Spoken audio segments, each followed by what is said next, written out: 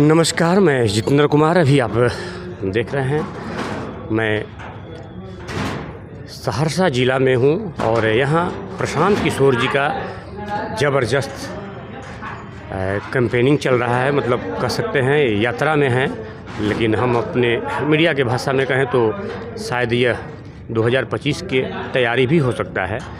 तो इसके लिए हम जानते हैं यहाँ प्रशांत जी के साथ में कदम मिला कर चलने वाले अनीश जी भी हैं और सभी से हम जानना चाहेंगे कि क्या पहले तो आपका बहुत बहुत स्वागत है। बहुत बहुत धन्यवाद। हमारा नाम अनीश कुमार है।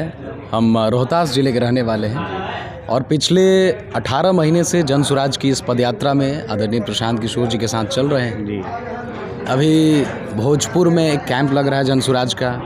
तो ये जो पदयात्रा चलती है आप देख ही रहे हैं, पदयात्रा के समानांतर एक भोजपुर में कैंप लग रहा है। अभी प्रशांत जी ने हमको जिम्मेदारी दिया है कि आप वहाँ जाकर व्यवस्था को देखिए, उसको संचालित कीजिए ताकि जन स्वराज को आगे बढ़ाया जाए और बिहार की बेहतरी के लिए जो प्रयास हो रहा है उसमें उसको अग्रसर किया जाए, एक नई भूमिका को जो है वो बढ़ाया जाए। सबसे बड़ा प्रश्न इस विषय पे आ जाता है, चूँकि बिहारियों के लिए अभी तक किसी ने भी, वादे तो सभी करते हैं, लेकिन किसी ने बेहतरी के लिए अच्छा काम नहीं किया है। आज भी हमारे बिहार से पलायन रुकने का नाम नहीं ले रहा है और मैं समझता हूँ कि बिहार में लोग वोट तो करते हैं लेकिन रोज़गार के लिए आज भी मजबूर हैं अदर स्टेट जाने के लिए, गुजरात, दिल्ली में।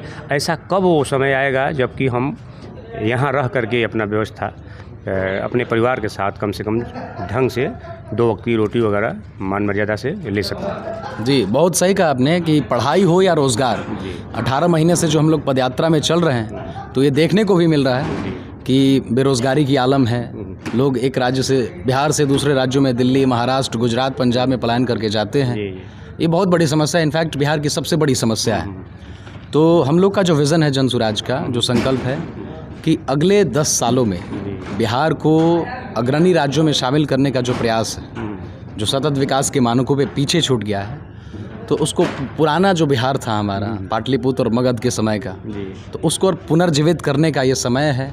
अगले 10 साल हम लोग इसको देख रहे हैं कि अगर 10 साल हमने मेहनत किया, जन स्वराज अगर जनता का सुंदर राज बन गया बिहार में, तो अगले 10 साल में बेरोज़गारी और पलायन हो या किसानों की बदहाली हो या भ्रष्टाचार हो या शिक्षा हो, इन सारी विषयों को अच्छे से उनको टटोल के विशेषज्ञों को जोड़कर बिहार की बेहतरी के लिए प्रयास किया जाए। अगले 10 सालों में हम लोग देख रहे हैं कि बिहार जो है अग्रणी राज्यों में होता हुआ आपको दिखेगा। लोगों का हुजूम देखकर ऐसा लग रहा है कि ये दूसरा गांधी हैं। इसमें कोई डाउट नहीं कि घर घर के बच्चे से बूढ़े तक सभी जो है चर्चा करने लगे हैं। लेकिन ये जलवा पार्टी बना करके चुनाव में आने के बाद भी अगर सरकार बन जाती है तो क्या हम उनको सुविधाएं देने के लिए भी घर घर जाएंगे या सिर्फ प्रचार प्रसार में ही नज़र आएंगे? तो अभी तो ये दूसरे गांधी में नहीं कहूँगा, ये तो पहले प्रशांत किशोर हैं जी। हाँ, गांधी की नक्शे कदम पे चल रहे हैं, उनसे सीख कर आगे प्रेरित ज़रूर है मैं कहूँगा। लेकिन आप जो कह रहे हैं कि सुविधा देने का काम, तो अभी तो ये सरकार तो है नहीं, मतलब जन स्वराज कोई पार्टी भी नहीं। अगर आ जाती है, सरकार बन जाता है, तब भी घर घर आप कांटेक्ट करेंगे सुविधाओं के लिए, क्योंकि जनता का जो है चप्पल जूता घिस जाता है दौड़ते दौड़ते, ऑफिस का चक्कर लगाते लगाते। लेकिन चुनाव में लोग घर घर टच कर देते हैं। ये सबसे बड़ा प्रश्न बिहारियों के लिए है। हाँ, तो जैसे आप देख रहे हैं कि जन स्वराज में गांधी जी से प्रेरित हैं, गांधी जी का आपने नाम लिया, तो गांधी जी ग्राम स्वराज के बारे में बात करते थे, पंचायती राज व्यवस्था को दुरुस्त करने की बात करते थे। तो प्रशांत जी का भी यही मानना है और हम लोग का भी मानना है कि जब जन स्वराज अगर दल बने तो ज़मीन से उसका कांटेक्ट दूर ना हो, ज़मीन से उसका कांटेक्ट बना रहे। वो बने रहने के लिए हमारे जितने भी जनप्रतिनिधि हों, संगठन के लोग हों जो जुड़े हुए हैं हमसे, वो सब लोग ज़मीन पर जाकर ज़मीनी स्तर पर काम करें और ज़मीनी स्तर पर जो भी लोग हैं उनसे जुड़ाव रखें, तभी एक लोकतंत्र को मजबूती मिलेगी। और जो है वो बिल्कुल, मतलब सुविधा अगर या हम बिहार को बदलने की बात कर रहे हैं तो जाहिर सी बात है कि वो ज़मीनी स्तर पर उसको क्रियान्वयन करने से ही होगा और जुड़ाव से ही होगा। भोजपुर में 16 तारीख से कब तक लास्ट होगा?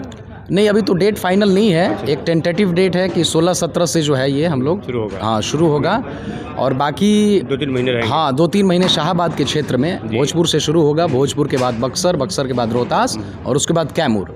तो करीबन 3 महीने का वो कार्यक्रम होगा, और उसमें हम लोग का प्रयास है कि जन स्वराज का प्रचार प्रसार हो। प्रशांत जी तो आएंगे ही, पदयात्रा करते हुए आएंगे, लेकिन उससे पहले अगर माहौल बन जाए, जन स्वराज से जुड़े हुए लोग हैं, उनका सहयोग लिया जाए, उनके अनुभवों को। आपकी टीम काम कर रही है? जी, हमारी टीम काम कर रही है। धन्यवाद। जैसा कि आपने देखा कि सभी लोगों ने जो है तैयारी में रखा है, लेकिन प्रश्न ये आती है कि आज के दौर में बड़े बड़े नेता, 2-4 उदाहरण के लिए आप कहेंगे तो शरद पवार जैसे हो गए, नीतीश कुमार हो गए, ये लोग भी जो है कहीं ना कहीं सेंटिंग में माने थोड़ा साइलेंट मूड में आ जा रहे हैं। तो क्या ऐसे में प्रशांत किशोर पे भी बहुत सारा दिक्कतें आ सकती है?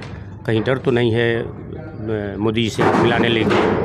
देखिए, जो ये मंच है, संघर्ष से जूझते हम लोग शुरू से ही चले हैं और संघर्ष की राह पर चल रहे हैं, और ये आन बान शान की लड़ाई है। इसमें